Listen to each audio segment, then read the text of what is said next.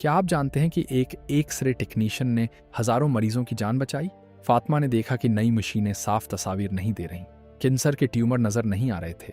जब उसने तहकीक की तो पता चला कि मेडिकल कंपनी ने खरीदारी के मैनेजर्स को रिश्वत दी थी। इंतजामिया ने उसे खामोश रहने का कहा। उसकी नौकरी को खतरा था, लेकिन फातिमा ने सोचा, अगर मैं चुप रहूं तो कितने मरीज मरेंगे।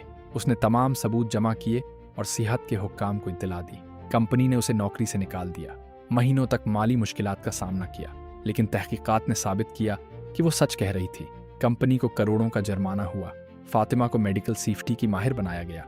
आज वो पहले से दोगुनी तनख्वाह कमाती है। एक फैसले ने सब कुछ बदल दिया। सच बोलना महंगा लगता है, लेकिन झूठ बोलना उससे कहीं ज्यादा महंगा है।